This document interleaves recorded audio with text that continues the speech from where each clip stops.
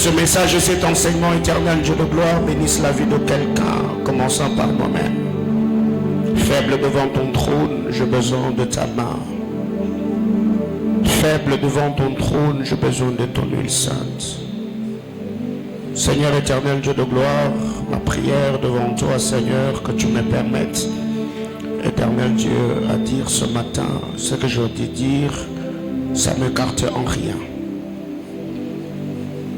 Garde mon cœur et mon esprit devant ton trône pour l'édification de ton Église. Au nom de Jésus. Amen. Amen, amen. Alléluia. Est-ce qu'on peut une fois de plus acclamer le Seigneur? Dieu salue. Que le Seigneur nous bénisse abondamment. Une fois de plus, nous vous saluons dans le précieux nom de notre Seigneur Jésus-Christ. Comme d'habitude, on peut serrer la main, se saluer mutuellement, communiquer la joie à ces merveilleuses personnes qui sont à nos côtés. Alléluia. Nous saluons tous les internautes, que la grâce de notre Seigneur Jésus vous soit multipliée de partout. Vous êtes en train de nous suivre. Avec sa bonne main, elle soit avec chacun d'entre nous. Alors ce matin, je nous prie d'ouvrir nos Bibles. Je suis dans le livre de Genèse, chapitre 2. Nous allons lire le verset 15, le verset 16, le verset 17. Nous allons sauter pour aller au verset 22.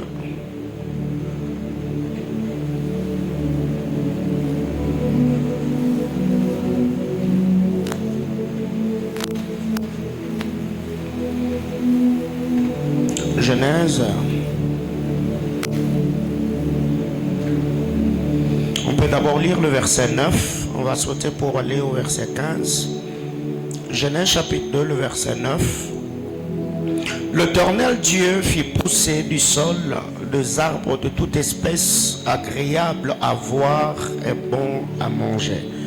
Et l'arbre de la vie au milieu du jardin, et l'arbre de la connaissance du bien et du mal. Le verset 15. L'Éternel Dieu prit l'homme et le plaça dans le jardin d'Éden pour le cultiver et pour le garder.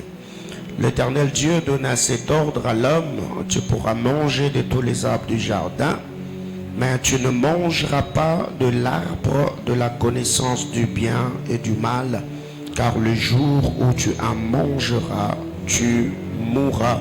Parole du Seigneur. Je nous prie de reprendre nos places. Dieu nous bénisse.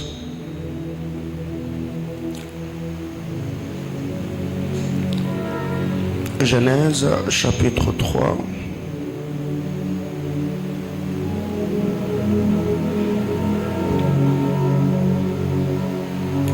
Le verset 22 au verset 24. Genèse 3, 22 à 24. L'Éternel Dieu dit: voici l'homme est devenu comme l'un de nous, pour la connaissance du bien et du mal. Empêchons-le maintenant d'avancer sa main, de prendre l'arbre de vie, d'en manger et de vivre éternellement. Et l'Éternel Dieu le chassa du jardin d'Éden pour qu'il cultivât la terre d'où il avait été pris. C'est ainsi qu'il chassa Adam, et il mit à l'orient du jardin d'Éden le chérubin qui agite une épée flamboyante pour garder le chemin de l'arbre de vie. Parole du Seigneur. Alors déjà, dans ce mois d'avril, nous sommes en train de partager la parole du Seigneur autour de notre thématique, le race spirituel. Déjà, je me suis rendu compte, vu déjà l'abondance de la matière, qu'il y a tellement de choses à dire autour de race spirituelle. Et je suis maintenant pressé par le temps. Je suis pressé par le temps parce que déjà, aujourd'hui c'est le 21, donc il ne nous reste qu'un 9 ou 10 jours pour la fin de cette semaine ou de ce mois plutôt. Vu déjà des choses à dire sur ces sujets, je me dis, le Seigneur va nous faire grâce de dire l'essentiel, mais au moins déjà, nous avons au moins une idée sur ce que nous avons eu à dire jusque-là par la grâce de Dieu. Après avoir parlé de la race humaine, ce matin, je vais parler de la race végétale. On parlera un peu de la végétation, je crois, aujourd'hui, le mercredi, le vendredi. Et je me forcerai par la grâce du Seigneur de voir en quelle mesure parler de la race animale et aussi de la race angélique comme promis. Le texte de Genèse que nous venons de lire, c'est une histoire qui nous est familière. Plusieurs jours, plusieurs années, dans plusieurs séminaires, nos moments de méditation personnelle, le temps de partage, nous avons eu à partager la parole du Seigneur autour de ces choses. Donc autour de l'histoire d'Adam et Ève, autour de ce que le Seigneur a fait dans la vie de l'homme en créant l'humanité. Alors déjà, de prime abord, en lisant la parole du Seigneur, on peut conclure en disant que Genèse chapitre 1er, c'est un livre de dire. Un livre de dire, un livre de dire ou un livre de parler. Parce que nous avons toujours dit, le Dieu de la Bible, tout ce que le Seigneur a eu à faire, a été accompagné par un bon nombre de choses. C'est que Dieu, dans la création, le Seigneur a manifesté sa puissance. Et la puissance du Seigneur, sortant de sa bouche, sous forme de paroles, ont été soutenues par sa main. C'est pourquoi d'ailleurs, même quand le Seigneur parle par le prophète Isaïe, il dit, c'est que ma bouche a déclaré ou proclamé, ma main ne l'exécutera-t-il pas? Alors, retenons que la parole de Dieu est un livre du parler et de l'agir de Dieu. Dieu n'est pas seulement un homme qui parle. Dieu accomplit ses dires ou ses paroles par la manifestation glorieuse de sa puissance. Donc, il ne faut pas que cette pensée quitte ton esprit. Le livre saint est un livre du parler et de l'agir de Dieu. Donc, c'est en train de dire que Genèse est un livre de dire. Quand je parle du livre, je parle de tout ce qui s'est passé pendant le jour de la création. Et si parlant de dire, je parle de paroles ou je parle de paroles créatrices. Ce qui ont fait que le Seigneur crée et que tout ce que Dieu a créé soit ce que nous voyons aujourd'hui, même s'il y a eu modification, détérioration, déchéance dans un bon nombre de choses. Alors une autre vérité, c'est que le livre de Genèse est un livre de séparation. Ici je parle de Genèse chapitre 1er. Dieu n'a pas seulement dit, mais Dieu a également séparé. Dieu sépara la lumière d'avec le ténèbre, ainsi de suite. C'est un livre de séparation. Troisième vérité, Genèse chapitre 1er, c'est un livre de nomination. Le Seigneur, après avoir créé, après avoir parlé, le Seigneur a séparé. Après avoir séparé, le Seigneur a nommé. Comme nous l'avons toujours dit, tous ceux qui ne portent pas un nom est appelé à disparaître. Parce que vous verrez que l'homme sur la terre, je devais le dire la semaine où on parlait de la race humaine, l'homme peut vivre même après sa mort par plusieurs choses. Ce qui fait que les communs des mortels nous ont dit, l'artiste ne meurt pas. Pourquoi ils ont dit cela? L'homme peut vivre par le nom. L'homme peut vivre par les œuvres. L'homme peut vivre par la postérité. Ça veut dire, même si ces derniers ne plus, on peut le voir par ceux de sa race, par ceux qui sont sortis de ses entrailles. L'homme peut vivre par les œuvres. Ce qui fait que quand Absalom a vu qu'il n'avait pas d'enfant, il s'est bâti lui-même un monument. Parce qu'il s'est dit, je ne dois pas disparaître sur terre. Je dois être représenté par quelque chose. L'homme peut vivre par les œuvres. L'homme peut vivre par ceux de sa postérité. Ou encore, l'homme peut vivre par le nom. Alors, déjà le livre saint, comme je suis en train de dire, Genèse chapitre 1er, est un livre de nomination, un livre d'appellation. Et notre vérité, c'est que Genèse chapitre 1er, c'est un livre d'extraction. Genèse est un livre d'extraction. Et quand vous lisez la parole du Seigneur, d'ailleurs, il y a eu beaucoup d'extraction dans les livres de Genèse. Le Seigneur a tiré la terre de Zo. Les plantes et autres ont été tirées de la terre. L'homme a été tiré de la terre. La femme a été tirée de l'homme. Et il y a eu extraction après extraction. C'est ainsi que le Seigneur, déjà travaillant avec la pensée d'extraire les choses, Israël ne pouvait pas moisir en Égypte. Le Seigneur, c'était que normal qu'il accomplisse la promesse qu'il avait faite au Père Abraham. En faisant sortir son peuple de l'Égypte, cela était une forme d'extraction.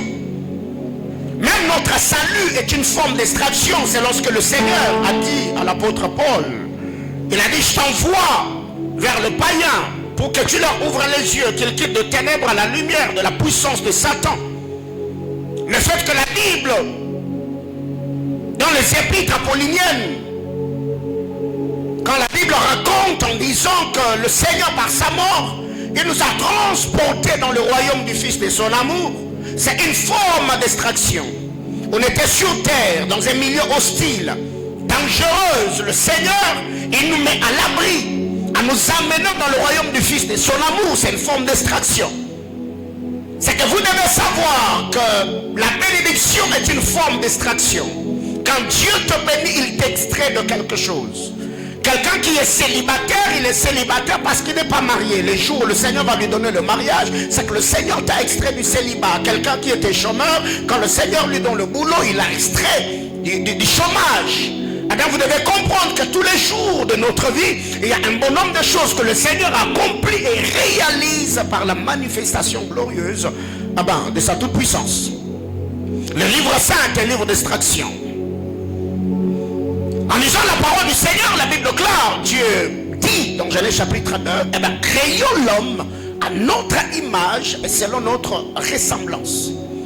Le mot image de l'hébreu selem, qui veut seulement dire homme, qui veut dire image, qui veut dire figure, selem.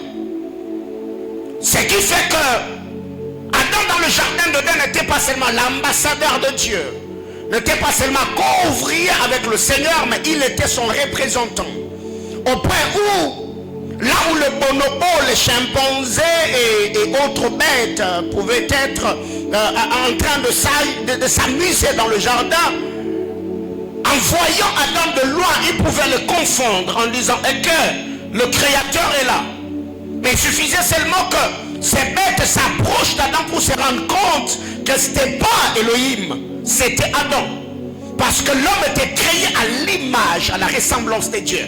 Et ici, la valeur de l'homme n'est pas dans la matière physique qui composait son être. Parce que nous savons très bien que l'homme était tiré de la poussière de la terre.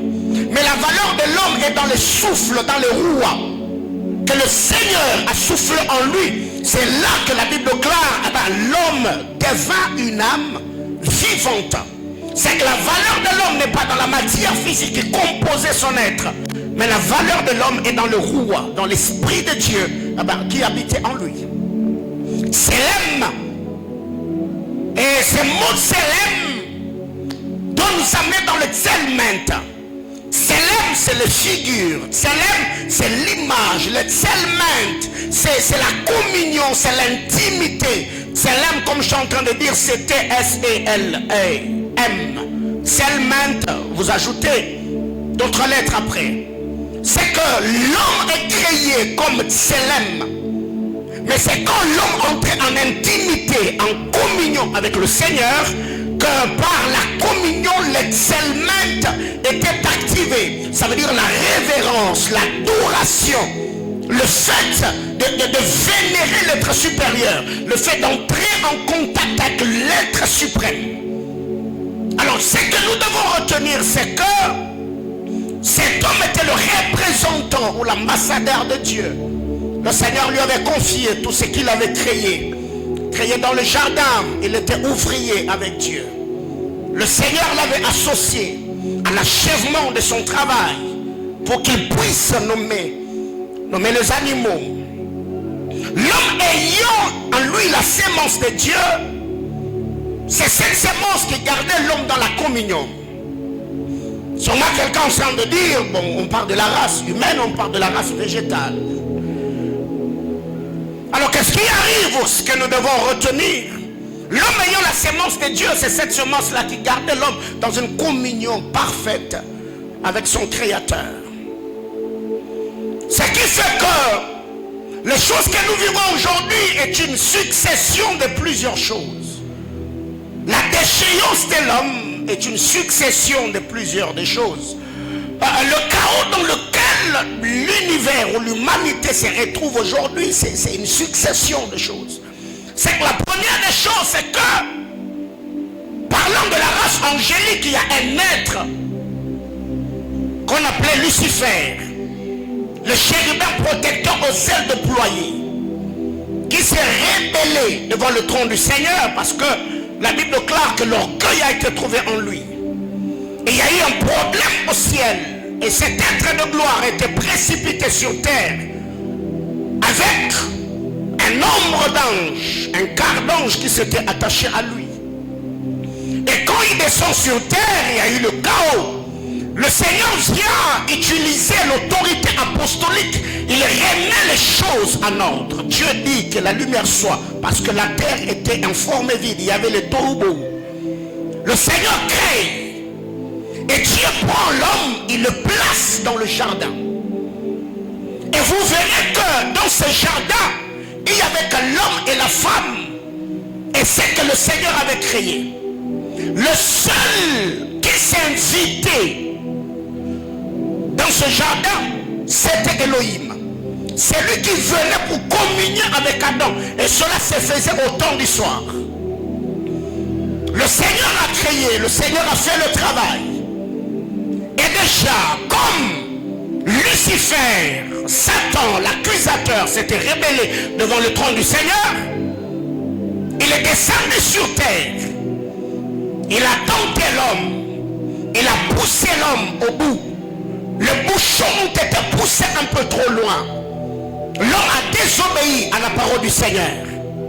Et cette désobéissance a amené l'homme à toucher à l'interdit. Et vous verrez que là, la déchéance a touché toute la race. Tout a commencé par la race angélique. Et ça a touché la race humaine. Ça a touché la race végétale. Et bien ça finit par toucher la race animale. C'est que tout a commencé quelque part.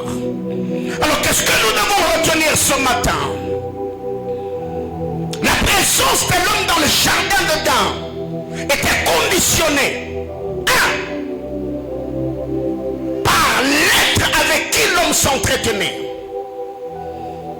La première des choses, la présence de l'homme de manière permanente dans le jardin d'Éden, cela était conditionné par l'être avec qui l'homme s'entretenait. Aussi longtemps que l'homme s'entretenait avec Elohim, le Dieu créateur, il y avait une parfaite communion entre l'homme et son créateur. La première des choses, c'était l'être avec qui l'homme s'entretenait. Et cet entretien gardait l'homme dans une parfaite communion. Les jours où un autre être s'est ingéré ou t'est entré dans le jardin d'Éden, il y a eu un autre entretien. Et ces jours-là, nous connaissons la suite. Les choses ont mal tourné pour l'homme. Deuxième vérité, c'est que la présence de l'homme dans le jardin, avant cela était conditionné par le discours que l'homme recevait. Quand je parle de discours, je fais allusion à l'enseignement. Je fais allusion à la doctrine. Je fais allusion à l'éducation spirituelle que l'homme avait reçu ou recevé de la bouche de Elohim. Et si c'était quoi le discours? Eh ben, le Seigneur, quand il est venu, il a dit à l'homme, tu mangeras tous les arbres du jardin, tu toucheras à tout, excepté l'arbre de la connaissance du bien et du mal. Aussi longtemps que cet homme, Adam, obéissait au discours ou à l'instruction reçue par Elohim, cet homme était dans le jardin. Il était le maître du jardin. Mais quand un autre être entre dans le jardin avec un autre discours, nous voyons cette rupture. Le problème a commencé. Parce que ce que vous devez savoir, le Seigneur a donné l'enseignement à l'homme et l'homme devait communiquer l'enseignement à sa femme. Mais quand le tentateur arrive, lui à son tour, il a un peu renversé l'ordre des choses, dans le sens où cet homme est venu, il a trouvé que dans le jardin il y avait l'harmonie. Il passe par la femme et dit, est-ce que Dieu vous a réellement dit que vous ne mangerez pas? C'était un autre discours. Cela venait automatiquement annuler le témoignage de Dieu. Parce que le Seigneur avait dit, les jours où vous en mangerez, vous mourrez. Mais quand le tentateur arrive, il dit non, c'est pas vrai. Il sait que si vous mangez, vous ne mourrez pas, vous deviendrez comme lui. Le tentateur est venu annuler le témoignage du Seigneur. Et c'est là que le problème a commencé. La première des choses, je suis en train de dire, l'être avec qui l'homme s'entretenait. Deux, le discours. Parce que dans ces discours, il y avait un message, il y avait un enseignement. Donc la présence de l'homme dans le jardin dépendait de l'enseignement qu'il avait reçu ou qu'il recevait. Alors il y a plusieurs personnes aujourd'hui qui se sont retrouvées dans un nombre de choses, pas nécessairement parce que ils étaient mauvais ou ils sont mauvais, seulement parce qu'ils sont tombés sur des enseignements erronés qui ne les ont pas aidés à rester dans une parfaite communion avec le Seigneur, à obéir aux ordres du puissant de Jacob, qui est Elohim. Alors qu'est-ce qui arrive? L'enseignement de l'être créateur, Elohim, a créé une communion parfaite entre lui et l'homme. Car vous devez savoir, c'est lui qui t'enseigne, crée directement ou indirectement un contact entre toi et lui, entre lui et l'être de son appartenance. Je répète, c'est lui qui t'enseigne, crée un contact direct ou indirect entre toi et lui, mais aussi entre toi et l'être à qui il appartient. Qu'est-ce que je suis en train de dire ici? Quand le Seigneur est venu, il a enseigné à Adam qu'il fera telle et telle autre chose. L'enseignement a créé un contact direct entre Adam et l'éternel Dieu créateur. Et quand Satan arrive, il donne aussi son enseignement à Ève. Cela a créé aussi un contact entre l'enseignant et l'enseigné. Et c'est lui qui enseignait, ne communiquait pas seulement un message, mais c'est lui qui recevait l'enseignement, appartenait automatiquement à l'esprit qui accompagnait l'enseignant. Soit l'obéissance, soit la désobéissance. C'est comme cela que ça s'est passé. Alors, l'enseignement de l'Éternel a fixé des limites. Quand Elohim a enseigné, l'enseignement qui sortait de sa bouche a fixé des limites. L'Éternel a montré à l'homme les permis et l'interdit. Mais quand c'est les tentateurs qui arrivent, l'enseignement du tentateur a suscité la curiosité. L'homme qui obéissait autrefois, l'homme est devenu curieux. que Satan, quand il est venu, il a dit à Ève, si vous mangez de ce fruit-là, si vous touchez à cet arbre-là, eh ben, vous deviendrez comme Dieu, ayant la connaissance du bien et du mal. La Bible déclare, la femme vit que l'arbre était bon à manger et utile pour ouvrir l'intelligence. C'est là où la Bible nous parle de trois types de convoitises. La convoitise des yeux, la convoitise du cœur et l'orgueil de la vie. Voyez-vous mes amis, cela est arrivé. Ça a suscité la curiosité. Et vous verrez que très généralement dans la vie, c'est que vous interdisez à l'enfant, cela suscite la curiosité. Parce que l'homme est curieux de nature. C'est que vous lui interdisez. Il voudra d'abord essayer de goûter à la chose pour savoir ce que ça fait. Ce qui fait que très généralement, les parents qui ont passé tout leur temps à raconter à leurs filles ou à leurs garçons, il y a ceci dehors, il y a ceci dehors, il y a ceci dehors, et automatiquement plus vous parlez de ces choses, ça suscite la curiosité. Mais c'est quoi la chose? On va d'abord essayer de voir ce que c'est et comment ça se passe. Alors qu'est-ce que nous devons retenir ici? C'est qu'après que l'enseignement ait suscité la curiosité a suscité l'appétit. Satan a dit à la femme, si vous mangez de cet arbre, vous aurez la connaissance du bien et du mal et vous serez comme Dieu. Et quand Ève entend ça, la curiosité est suscitée. Après qu'elle soit devenue curieuse, automatiquement, elle a eu l'appétit. Et c'est comme cela que ça se passe. La déchéance de l'homme, la déconnexion de l'homme, de l'alliance, ou de son alliance avec Elohim, ce n'est pas quelque chose qui vient arriver par le claquement de doigts, mais non, il y a tout un processus. Et en lisant les Écritures, comme je suis en train de le dire, la curiosité a suscité l'appétit. Ève a eu envie d'écouter à la chose. Et l'appétit à son tour a produit l'obéissance. Parce qu'aussi longtemps qu'elle avait la curiosité, elle était curieuse. Ces jours-là, elle a vu différemment, on a regardé différemment l'acte de la connaissance du bien et du mal. Et déjà, sa curiosité a suscité l'appétit. Elle était en train déjà de s'imaginer comment elle allait devenir Dieu, comment elle allait avoir la connaissance du bien et du mal. Et l'appétit suscité par la curiosité a produit l'obéissance. Elle devait maintenant faire le pas pour s'approcher, ou s'approchant de la connaissance du bien et du mal, cueillir le fruit et le consommer.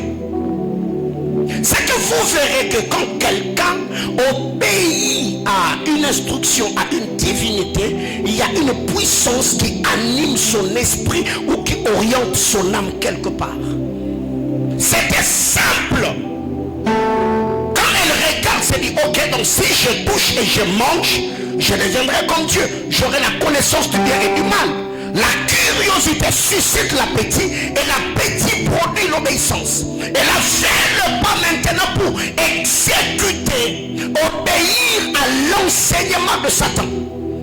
Ce qui fait que vous devez savoir, l'âme de notre mère Ève a été prise en otage. Parce que derrière le discours du tentateur, il y avait une puissance. Il y avait une force surnaturelle qui a séduit l'âme de Ève et l'a contraint à s'avancer. Alors si nous voulons changer l'homme, ne crions pas sur lui, ne disciplinons pas seulement l'homme, ne le flagellons pas, ne le mortifions pas. Prions pour que les paroles qui vont sortir de notre bouche soient infusées de la puissance du Dieu créateur, afin de contraindre l'âme de celui qui entrera en contact avec le son de notre voix et recevra l'instruction pour le changement et la transformation de ces derniers. partie, elle a touché à l'arbre de la connaissance du bien et du mal. Après avoir touché à cet arbre, automatiquement cela a brisé la communion. Ça a créé la déchéance et a délocalisé l'homme. Celui qui était le maître de tout ce qui était dans le jardin a commencé à se cacher derrière les arbres du jardin. Il avait l'autorité sur les arbres quand il était en communion avec Dieu. Mais après avoir touché à l'arbre défendu, l'homme a perdu cette autorité. Il s'est retrouvé derrière les arbres du jardin. Pourquoi? Parce qu'il avait peur. Alors écoutez, quand vous lisez Deutéronome chapitre 30, le verset 15, le Seigneur dit: j'ai mis devant toi deux chemins, le bien et la vie, le mal et la mort. Le Seigneur n'a pas seulement mis de chemin, le Seigneur conseille et dit: choisis la vie pour que tu vives. Quand Dieu dit choisis la vie, cela veut dire fais le bien. Si tu fais le bien, tu vas vivre. Si tu fais le mal, tu vas mourir. Et si vous verrez que le Seigneur n'a pas contraint l'homme dans le jardin de peur que l'homme s'attache à Dieu par contrainte, le Seigneur a créé l'homme et il a laissé le choix, une certaine liberté à l'homme, pour que l'attachement de l'homme au Créateur ne soit pas conditionné ou conditionnel, mais que cela soit un choix personnel. Que l'homme choisisse à s'attacher au Seigneur de son propre gré, mais pas qu'il le fasse par peur. Ce qui fait qu'aujourd'hui, la sanctification, la consécration, l'attachement de l'homme au Créateur ne doit pas avoir comme sous-bassement la peur de mourir, la peur de finir en enfer, mais nous devons nous sanctifier par amour, par redevance, par reconnaissance, par gratitude, parce que le Christ a versé son sang sur le bois de la croix. Par sa mort salvatrice, il m'a sauvé, d'autant plus que je suis reconnaissant que le Seigneur m'a créé et m'a formé de toutes pièces. Alors en crise de reconnaissance, je m'attacherai au Seigneur, pas parce que j'ai peur d'aller en enfer, mais parce que je l'aime. Cet homme avait le libre choix. C'est comme cela que le Seigneur l'a laissé là. Et Dieu lui avait dit: si tu manges, tu mourras. C'est qu'en mangeant, l'homme a accepté de mourir. Parce que c'était clair. Vous verrez que le discours du tentateur a voulu diluer le témoignage, mais ça ne l'a pas supprimé. Le tentateur a dit à la femme: si tu touches, tu ne mourras pas. Ce n'est pas parce que la mort ou la vie est sortie de la bouche du tentateur que tu vivras. Non. Il a dit ce qu'il a dit en diluant le témoignage de Dieu. Mais quand la femme a touché à l'arbre, c'est ce que le Créateur avait dit qui s'est accompli. Ici j'ouvre une brèche en disant à quelqu'un: ce n'est pas parce que les sorciers se sont réunis et t'ont maudit que leurs malédictions vont annuler le plan de Dieu sur ta vie. Je parle à quelqu'un. Ils peuvent se réunir de milliers, même s'ils se réunissaient, les sorciers de toutes les 5 planètes, ils se réunissent et disent: nous le maudissons. Mais parce que le Seigneur a libéré une parole sur ta vie, c'est ce que Dieu a dit qui s'accomplira et s'exécutera. Ici j'étais en train de dire à quelqu'un qui pense que ce qui t'arrive, c'est parce que quelqu'un ne t'aime pas, ou quelqu'un a parlé en mal de toi, ou quelqu'un a dit que tu ne réussiras pas. Aussi longtemps que le Créateur est assis sur son trône, le Seigneur aura le contrôle du début à la fin, car il est l'auteur de notre destinée. Est-ce que je parle à quelqu'un? Il ne faut pas avoir peur. Il faut croire en Dieu et en sa parole. C'est cette parole-là qui nous fait vivre. J'entends quelqu'un me dire amen. Alors qu'est-ce qui arrive? Dieu, il place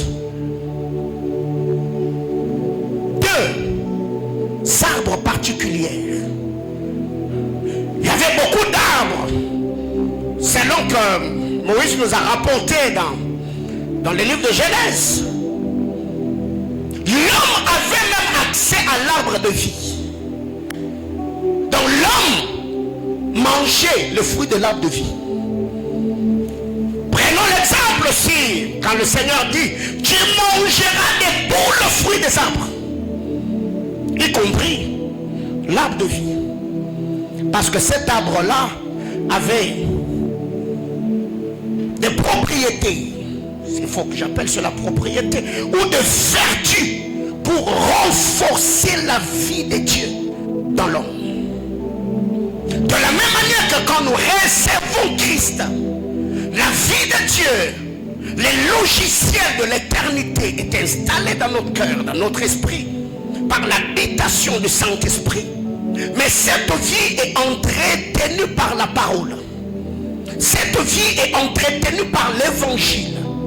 J'ai la vie de Dieu, mais cela ne me suffit pas. De temps en temps, cette vie doit être alimentée. Les organes de mon corps qui est bénéficiaire de la vie, doit être soutenu par l'évangile de Christ.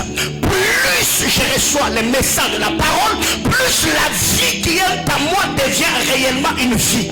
Plus la parole de Dieu me prêche, plus les passions de la chair, les désirs, les convoitises du siècle présent seront de plus en plus étouffés. C'est comme cela que le Seigneur Dieu de toute grâce, après avoir travaillé avec l'homme, après avoir permis que ce dernier entre en contact avec le Créateur, Dieu dans sa toute puissance, il a permis à ce que toute la fois que tu entends le message de l'évangile, que la vie du royaume soit installée dans ton être. J'étais en train de dire à quelqu'un, la parole de Dieu, il est écrit que la parole est esprit et vie. Alors ma prière ce matin devant le trône de l'agneau, toi qui as une maladie dans ton corps, toi qui as un problème d'ordre financier, matériel, sentimental, relationnel, spirituel, je décrète et déclare à ma qualité de prêtre et d'apôtre du Seigneur que la main de puissant de Jacob te prenne là où tu es et te place là où tu dois être. J'entends quelqu'un me dire amen. C'est comme cela que ça se passe. J'ai la vie de Dieu à moi. Mais il y a un arbre de vie dans le jardin qui va me permettre à entretenir la vie que je vis. Bien aimé frère, l'évangile n'est pas une histoire. L'évangile est un homme. Je parle à quelqu'un. L'évangile n'est pas une histoire qui nous est racontée. L'évangile est évangile parce qu'on parle de quelqu'un. C'est ce qui me renvoie à dire. L'évangile n'est pas ce que Matthieu a dit. L'évangile est ce que Matthieu a vécu. L'évangile ce n'est pas ce que Pierre a eu. L'évangile c'est ce que Pierre est devenu après avoir rencontré ce jeune homme qui était en train de circuler dans les rues de Galilée. J'étais en train de dire à quelqu'un, il y a une puissance derrière son message. Quiconque va croire en cela, la puissance du Seigneur va le catapulter de manière surnaturelle, le permettre d'accomplir la mission et les objectifs que Dieu l'a assignés. J'entends quelqu'un me dire amen. Oh, réponds ta place. J'ai la vie, mais le Seigneur Dieu de toute grâce a placé un arbre de vie pour entretenir, soutenir, nourrir, fortifier la vie que j'ai. L'arbre est là. Ce n'est pas à l'arbre de venir vers toi. C'est à toi d'aller vers l'arbre. Je parle à quelqu'un. Ici, je ne parle plus de l'arbre du jardin de Dan. Je suis en train de parler de cet homme qui, au jour de sa chair, s'est levé à dire, je suis le bois vert. Ce qui différencie le bois vert du bois sec, la première des choses, c'est la terre où le bois est planté. La deuxième des choses, c'est la sève qu'il y a dans le bois. Le bois est sec parce qu'il n'y a pas de vie. C'est pour cette raison, quand vous lisez la parole de Dieu, qu'est-ce qui arrive? Le Dieu créateur a placé ces deux arbres dans le jardin dedans. Un avait produit de soutenir la vie de Dieu dans l'homme par le fruit que cet arbre-là produisait. L'autre avait pour but d'ôter la vie de Dieu dans l'homme par le fruit que l'arbre produisait. Et quand vous lisez Romains chapitre 7, du verset 7 au verset 13, ici Paul nous raconte une histoire qui n'est pas sien. Il relate l'histoire d'Adam. Il dit avant que le commandement vint, je vivais. C'est quand le commandement est venu que le péché aurait pris vie et moi je mourus. C'est qu'à la lumière des Écritures, ici ce n'est pas Paul qui est en train de parler, parce que nous savons que Paul était juif. C'est lui qui parle de lui-même. Il était juif, grandi, né sous la loi, grandi sous la loi. Il était rabbin, docteur de la loi, sorti de l'école de Gamaliel. Mais quand Paul dit, avant que le commandement vint, je vivais. Mais c'est quand le commandement est venu, que moi, Paul, je suis mort et le péché aurait pris vie. C'est qu'il ne s'agit pas de lui. Ici, c'est Adam qui relate son histoire dans le corps de Paul. Parce qu'Adam a connu les deux dispensations. La dispensation de la grâce et celle de la loi. C'est que les deux arbres avaient pour mission d'entretenir la vie de Dieu dans l'homme, soit d'écourter la vie ou d'ôter la vie. C'est comme cela que ça se passait. C'est que dans la révélation, on peut dire, voire même dans la connaissance ou dans la doctrine, que cet arbre-là de la connaissance du bien et du mal, c'était un prophète qu'on appelle Moïse. C'est par la loi. Parce que moi, Paul, je n'allais pas apprendre que Dieu est un péché si la loi ne l'avait pas dit. Si j'ai connu le péché, c'est par la loi. C'est le jour où, dans le jardin d'Éden, il y avait la vie. Là où la vie de Dieu régnait. Mais le Seigneur Dieu avec un message de la mort. Il dit c'est lui qui mangera, il mourra. Mais c'est paradoxal, c'est contradictoire. Parce que dans ces jardins, tout est parfait. Ça a une parfaite communion avec le Créateur. Le message de la mort sort d'où? Mes amis, répète ceci. La grâce a comme sentinelle et protecteur la loi. Je parle en Larissa Livèche. Est-ce que je peux prêcher comme je le sais? La loi protège la grâce. Parce que ici la grâce n'est pas une chose. La grâce est un homme.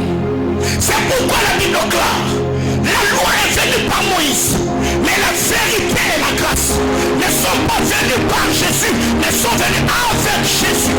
Jésus est le porteur de la grâce. Alors regardez autour de lui. Il avait combien d'apôtres? 12. Quand ils sont venus pour l'arrêter à Gethsemane, on a eu accès à lui? Non. Un des apôtres appelé Pierre, il a sorti l'épée dans le fourreau, il a coupé l'orgueil de Malchus. Autrement dit, la grâce avait comme protecteur la loi. Ici Pierre est loi parce qu'il est juif, il est disciple de Moïse. Autrement dit, il avait la sémence de son père. Alors, dans le conseil de Dieu, autour du trône, il n'y a pas que le vieillard, il y a aussi les êtres vifs qui ont les yeux au-dedans, système de sécurité divine. Même le trône de Dieu est sécurisé par le sceptre de gloire. C'est pourquoi quand vous lisez Ézéchiel, la Bible Bible présente le chérubin comme le porteur du royaume. Ok. La femme qui a perdu son fils, la femme prostituée de 1 Roi chapitre 3, quand elle est allée voir Salomon, c'était pour trouver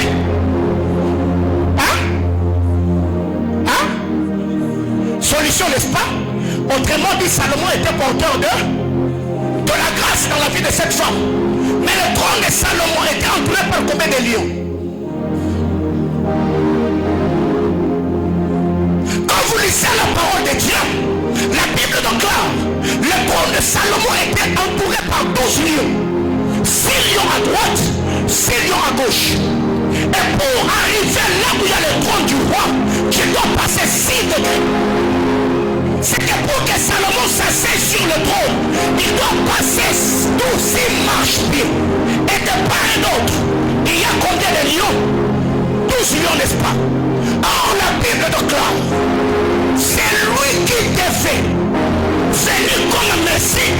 Il devait être de la lignée de Juda. Autrement dit, le fils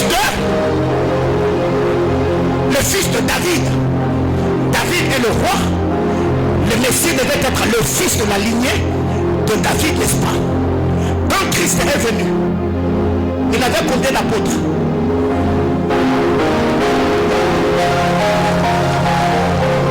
Là d'ailleurs, ce n'est même pas mon problème. C'est que pour que Salomon juge, Salomon doit s'asseoir sur le trône en passant les 6 degrés. Quand vous lisez la parole de Dieu dans le livre de Genèse, Dieu s'est reposé le 40e jour. Avant le repos du 7e jour, Dieu a créé pendant combien de jours? Donc, pendant que Dieu a créé le premier jour, il a créé le premier marche-pied. Le deuxième jour, le deuxième marche-pied.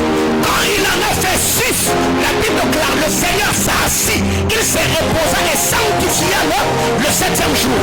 Ma prière devant le trône de Dieu, de la même manière que le Seigneur a sanctifié le 7e jour, je décrète et déclare sur ta vie que le Seigneur ouvre devant ton vie une saison sabbatique, que le Seigneur te fasse entrer dans le vrai repos, que la main de puissant de Jacob te prenne là où tu es et t'introduise là où tu dois être.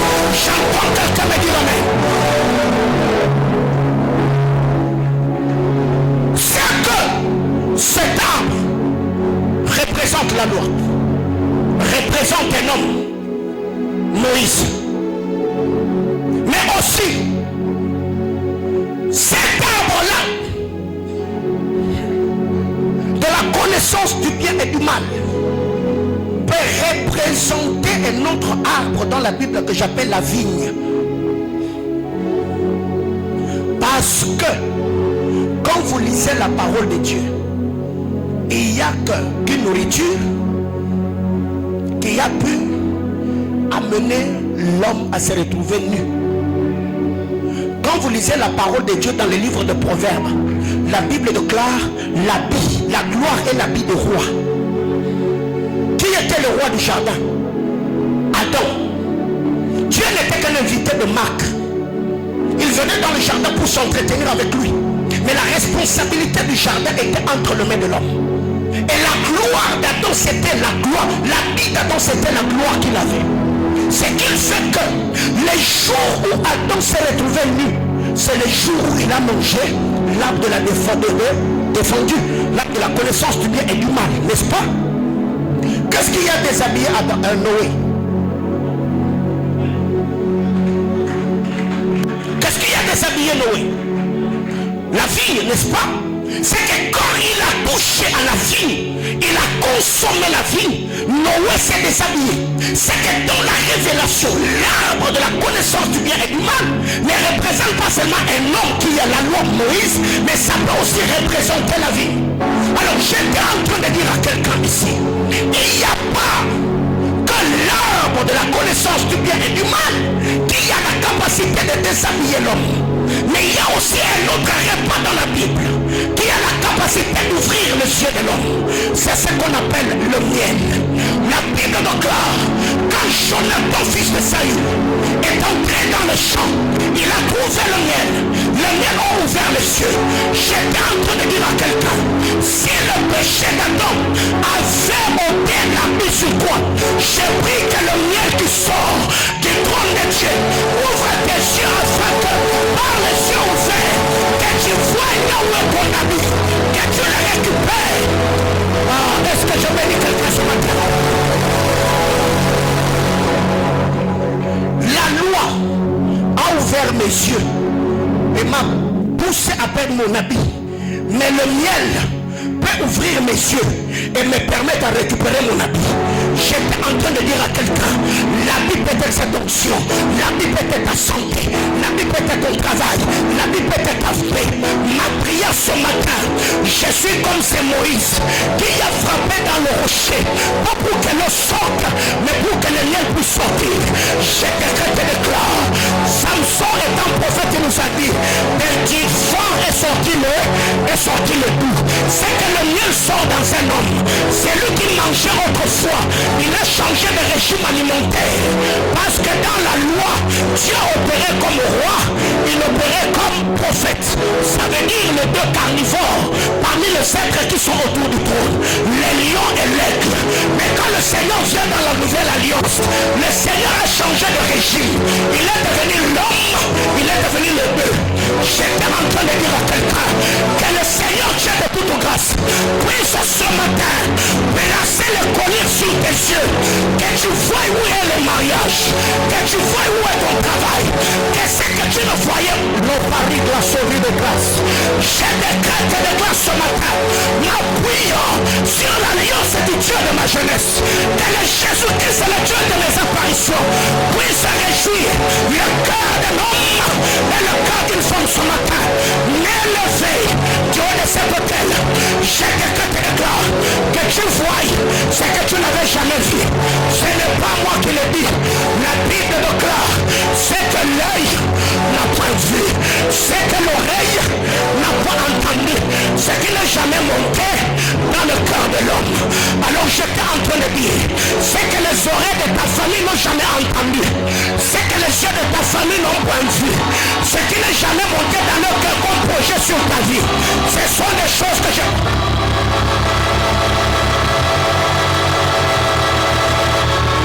Tape la main de ton voisin, dis-lui la saison est favorable. Oh, reprends ta place. Reprends ta place.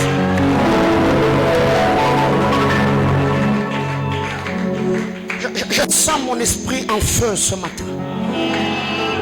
Quelqu'un comprend de quoi je parle? Alors qu'est-ce qui arrive?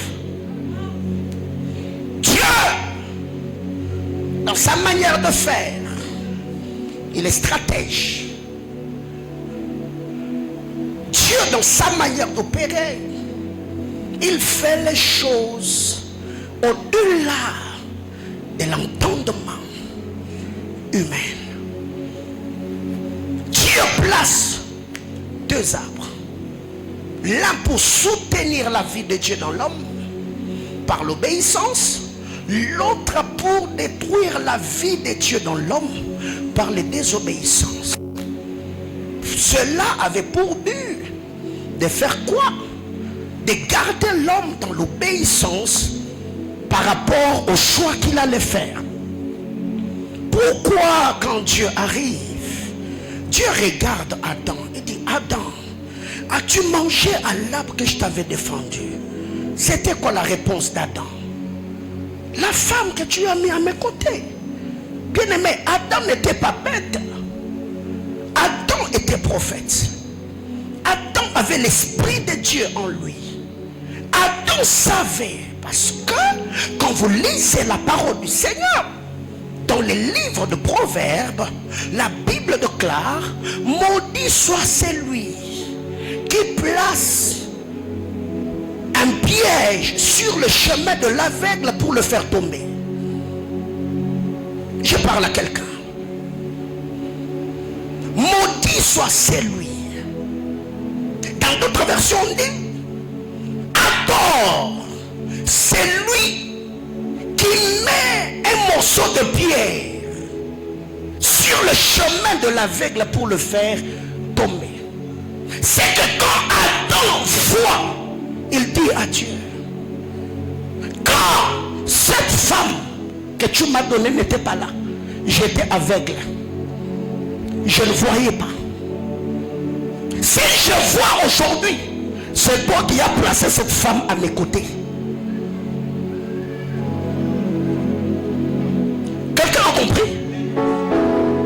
C'est Salomon qui dit, Adam c'est lui qui met le piège sur le chemin de l'aveugle pour le faire tomber. Mais ce n'était pas le but de Dieu. Dieu a placé la femme comme aide semblable à l'homme. Mais comme la Bible est comme les écailles du crocodile et que ça se complète, Adam entre dans cette dimension prophétique et dit non, c'est pas moi. Moi j'étais aveugle, je ne voyais pas ce que je vois aujourd'hui avant que cette femme n'arrive. Autrement dit, Dieu savait que moi je ne voyais pas. Alors la personne qui m'a mis dans le pétrin, c'est toi parce que tu es celui qui a piégé l'aveugle. Quand Dieu entend ça, il dit ok, j'ai tort. Alors comme c'est moi qui l'avais placé ici, je vais t'aider. Dieu prend l'animal prophétique, il tue, il habille l'homme, il lui dit ok, je fais quoi? Je te libère. Est-ce que c'est pour autant que Dieu a abandonné l'homme? Non. Dieu a chassé l'homme par amour.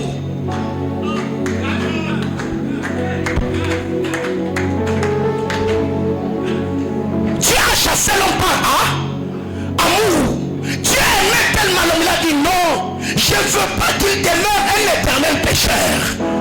Dieu n'a pas chassé Adam parce qu'il était en colère. Dieu n'a pas chassé Adam parce qu'il le haïssait. Dieu a chassé Adam parce qu'il l'aimait. Autrement, c'est que nous avons commencé dans le jardin. Adam, sort pressé de moi. On va le finir en dehors du jardin, afin que toi et ta postérité, nous puissions revenir.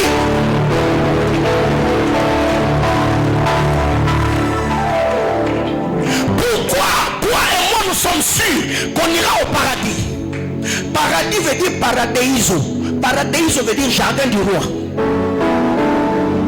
Dans le jardin de Dieu, Adam était roi et Dieu était invité. Mais dans le paradis, Dieu sera roi, l'homme sera l'invité de Marc.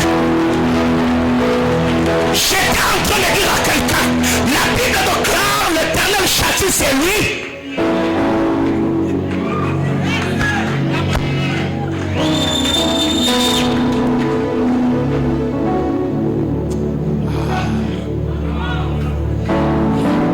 Qu'est-ce qui arrive?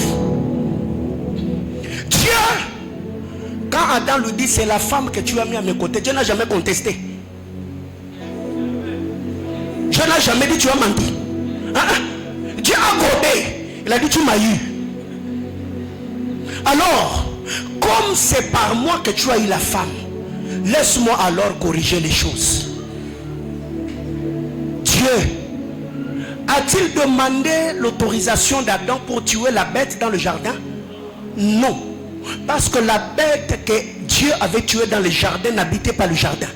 La Bible déclare Jésus-Christ est l'agneau de Dieu immolé avant la foi. Donc Dieu n'a jamais tué la bête d'Adam. Dieu a tué sa propre bête. Autrement dit, Dieu s'est tué lui-même pour habiller l'homme.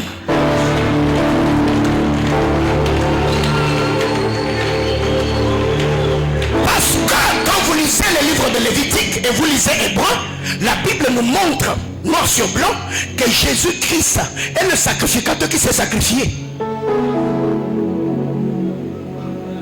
Jésus-Christ est le seul sacrificateur qui s'est sacrifié. Donc,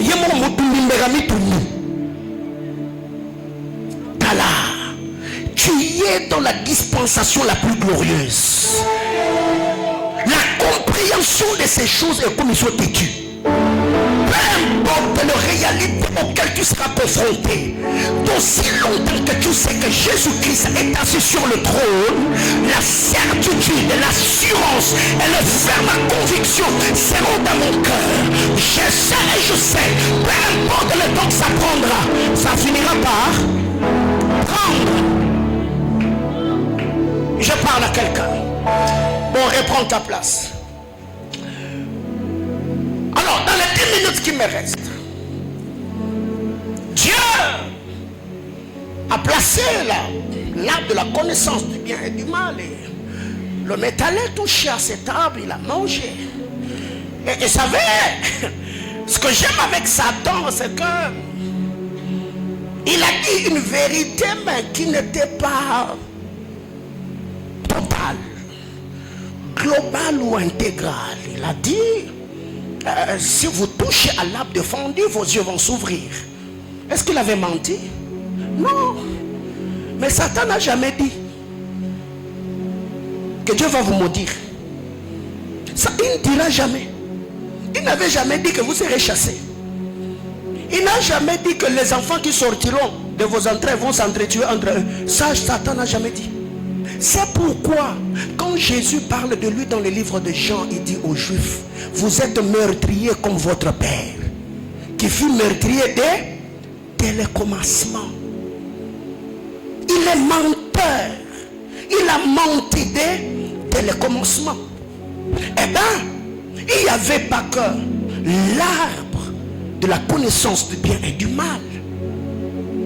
Si aujourd'hui nous vivons la dégradation, la déchéance, l'égarement, le maux, les fléaux, le calamité, les injustices, le trahison, c'est un discours qui a suscité un appétit, qui a produit une curiosité et qui a amené à une obéissance. Et tout ceci sont arrivés parce qu'un homme a touché à la race végétale, donc à l'arbre. Alors je vais revenir un peu. Parce que ils solo ya nzete. Nzambanga na lowa moloni. Alona ki banzete na nakati ya ilanga. Azu Adam achewana. Ebisa bitala solo ngovanda plaso. Lia oyo na ome owana basimbate. So simbi okufa. Adako simba. Mais le problème avec l'arbre du jardin d'Éden, cet arbre-là ne soutenait que la vie de Dieu dans l'homme. Cet arbre-là n'avait pas la capacité de guérir le corps de l'homme. Pesa mato non pendant 5 minutes na 6. Alors comme Dieu devait refaire Éden, quand vous allez dans Apocalypse 22, la Bible déclare dans la nouvelle Jérusalem céleste, il y a un arbre de vie produisant 12 fois le fruit et dont le feuillage serve à la guérison des nations. Et sa voisine selon était l'arbre du jardin d'Éden, sa force, son énergie spirituelle est dans le fruit. Mais l'arbre de la nouvelle Jérusalem, son énergie est partout. Le feuille guérisse, le fruit traite. Et cet arbre-là, on l'appelle arbre de vie.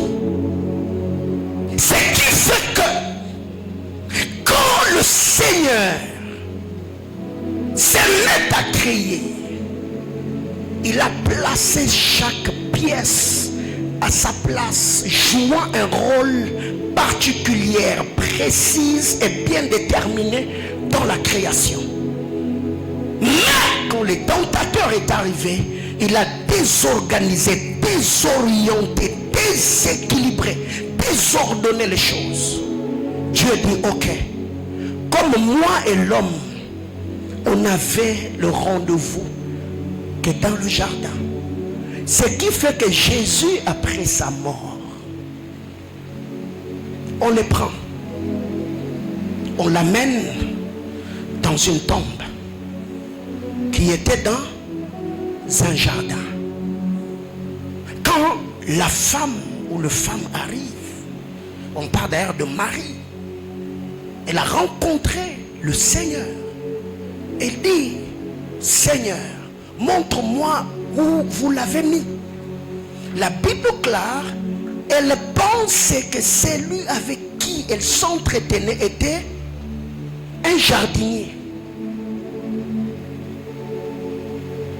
Quand le Seigneur se révèle à elle, elle change d'appellation. Elle dit Rabouni, ce qui veut dire maître. Quand la femme se précipite pour le toucher, elle dit aussi misanga touche te. Masolo et banaina Adam. Nga awana eko corriger. Ne me touche pas. Va dire à mes frères. Ne dites pas seulement à mes frères, mais dites à Pierre aussi. Que je vous précède où? En Galilée. Bien-aimés dans le Seigneur, si vous lisez la parole de Dieu comme un roman, votre âme ne sera jamais désaltérée. Si vous lisez la Bible comme un livre ordinaire, comme un livre d'histoire, vous ne trouverez jamais les sources d'eau vive qui vont faire tarir ou qui vont créer cette source en vous et qui vont vous conduire jusqu'à la vie éternelle. Mais c'est quand nous recevons la parole de Dieu comme une lettre d'amour, par l'illumination de la personne du Saint-Esprit, on comprend la manière dont toutes les scènes ont été mises sur pied pour nous conduire vers le divin Sauveur. C'est là qu'on verra jaillir la gloire du Fils unique qui est sorti des entrailles du Père pour notre salut, pour notre rédemption. Et ce que j'aime, toute le fois où on parle du gouvernement céleste et qu'on parle de l'agneau dans cette scène, j'ai l'assurance. Parce que partout où il y a l'agneau, il y a ma rédemption. Partout où il y a l'agneau, il y a ma justification. Si le Seigneur s'est présenté de lui-même avec son trône de justice, je ne serai pas en mesure de tenir ce micro ni de parler de Christ. Mais toute le fois où tu seras en train de lire la parole de Dieu, dans Apocalypse, tu sens que de l'autre côté il y a la sentence. Mais à côté de la sentence, on présente un agneau. Calme-toi, apaise-toi. Dis-toi que peu importe ce qui arrivera, le Seigneur est mon Dieu. Pour ce matin, en introduisant, parlant de la race végétale, retenez au moins une chose, que nous sommes là où nous sommes parce qu'un homme a touché à un arbre. Toutes les fois où il mangeait l'arbre de la vie, il a vu la vie en lui. Mais le jour où il a touché à cet arbre-là, la vie de Dieu s'est arrêtée. Et il y a eu l'inimitié, et il y a eu des problèmes, le chaos et toutes les réalités auxquelles nous sommes confrontés. Bien-aimés frères, le jour où tu toucheras à l'interdit, tu perdras le permis.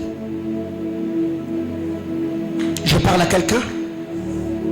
Le jour où l'homme touche à l'interdit, automatiquement, il perd son droit légal sur le permis. Parce que tu es candidat éligible aux merveilleuses et glorieuses promesses de Dieu en Christ. Mais pour y arriver et en jouir, on doit rester attaché à la bonne et la pure parole de notre bien-aimé Sauveur Jésus-Christ. Que Dieu le bénisse abondamment.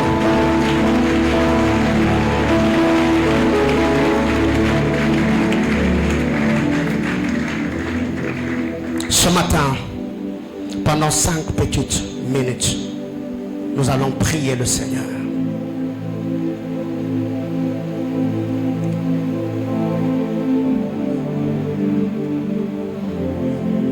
La Bible claire dans la nouvelle Jérusalem céleste, il y a un arbre de vie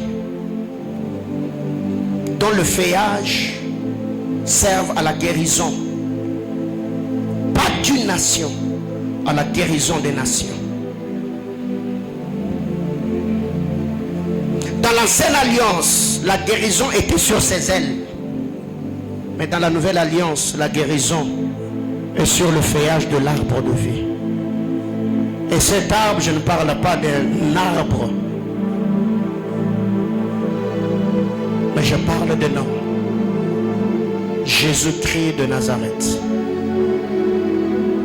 Tout en lui et tout de lui communique la vie. Tout en lui et tout sur lui communique la vie. Il avait la vie en lui. Il avait la vie sur lui. C'est qui qui fait que la femme à la perte de sang n'a pas eu ce qui était sur lui en premier. Il a eu accès à ce qui était en lui en touchant ce qui était sur lui. Je voudrais que quelqu'un ce matin parle au Seigneur en toute liberté. Je voudrais que tu dises à Dieu, Seigneur, ce matin, je veux que tout de toi ait un impact sur ma vie. Est-ce que quelqu'un peut se sentir libre ce matin et prier le Seigneur? Que tout de Dieu, que tout en Dieu, que tout sur Dieu ait un impact sur ta vie. Est-ce que quelqu'un peut-il se sentir libre ce matin? Tout de Dieu, tout en Dieu, tout sur Dieu, que cela ait un impact positif.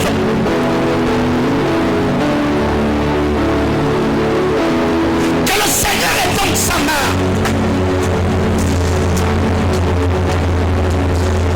S'il y a eu un arbre qui a déshabillé, il y a aussi un autre arbre qui peut habiller.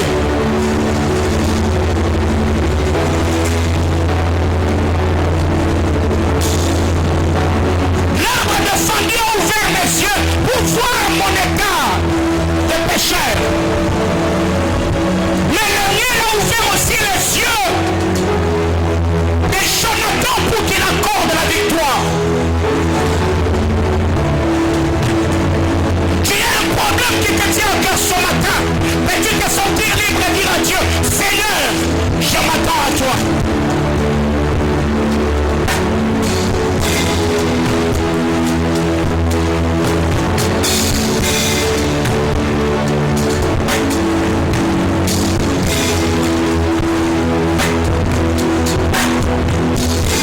Viens dire à qui irions-nous? C'est toi qui as le parole de la vie.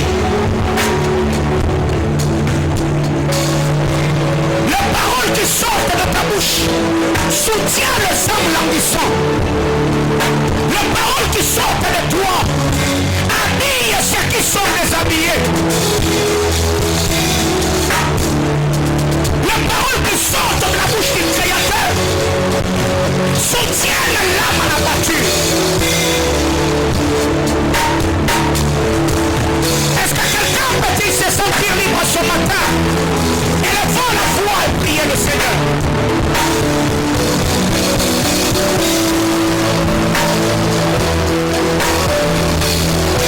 Dieu est le gardien des âmes de ceux qui l'appartiennent. Il est le secours de ceux qui espèrent en son nom.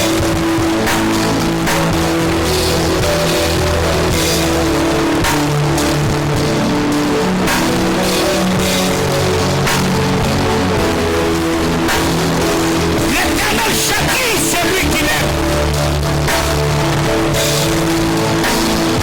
Même ce qu'il m'a privé, c'est pas l'amour qui me l'a privé.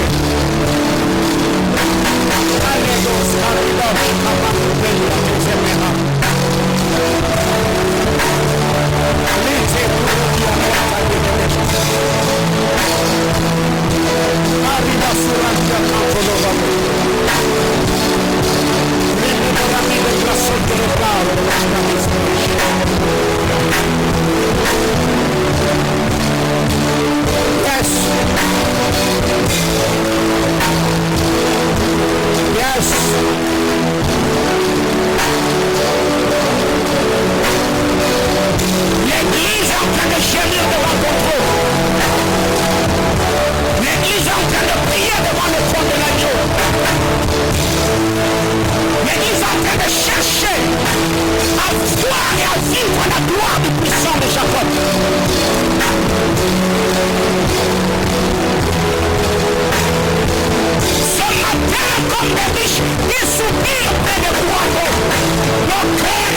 hommes ont besoin du Dieu créateur. À qui irions-nous